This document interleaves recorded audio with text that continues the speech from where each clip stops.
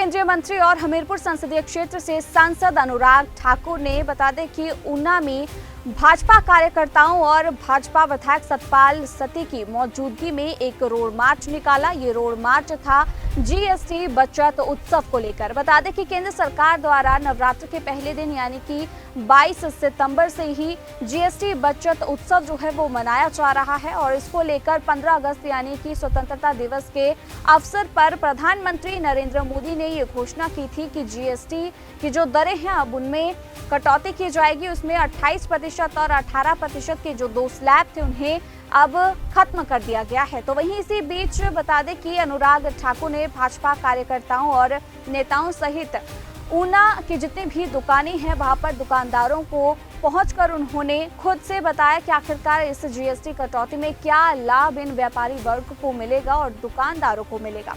इसी दौरान उन्होंने कांग्रेस की सरकार पर भी हमला बोलते हुए कहा कि जिस तरीके से जीएसटी के रूप में जो लोगों का पैसा है वो लोगों का अधिकार है, उन्हें मिलना था, लेकिन हिमाचल की सुक्खू सरकार की चलते अब ये पैसा उन्हें नहीं मिल पाएगा, क्योंकि जैसे ही जीएसटी में जो उसकी जो दरें कम की गई हैं उससे पूर्व ही हिमाचल की सुक्खू सरकार ने जैसे पेट्रोल हो, डीजल हो या कई ऐसी विभिन्न वस्तुएं हैं जिन पर टैक्स जो है कर बढ़ाया गया।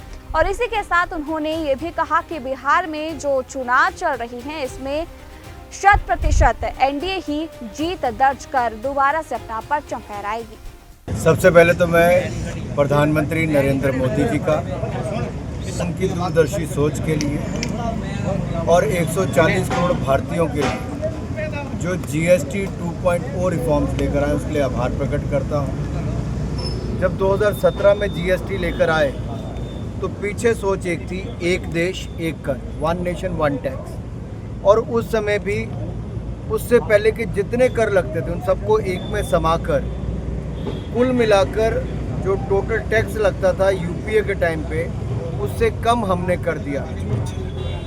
और पिछले 7-8 वर्षों में हमने देखा कि जीएसटी के आने का लाभ ये मिला कि ट्रांसपोर्टेशन के समय कम लगता है, कुल मिला के टैक्स की दरों में कमी आई, महंगाई कम हुई, और अब रिफॉर्म की आवश्यकता है तो हमने और दर कम की है। और इस बार तो इतनी बड़ी क्रांतिकारी योजना हम लेकर आए हैं, जैसे सीमेंट पे 28% टैक्स था अब 18% रह गया, होटलों पे 75 रुपये से ज़्यादा के कमरे से 28% टैक्स था 18% रह गया। तो टूरिज़्म को बल मिलेगा, घर बनाने वालों को बल मिलेगा। वहीं पे किराने की दुकानों पे आप देखेंगे बहुत सारा सामान, कोई जैसे दूध पनीर वगैरह है, किसी का 5% से सीधा 0% कर दिया, 12% वालों को 5% या 0% कर दिया है। तो कपड़े हो, जूते हो, खाना हो, गाड़ी हो, किसी भी सामान की बात करें, सीमेंट से लेके मनोरंजन तक की बात करेंगे, सब में भारतीय जनता पार्टी की सरकार ने टैक्स में कमी लाकर जनता को एक बड़ी राहत दी है।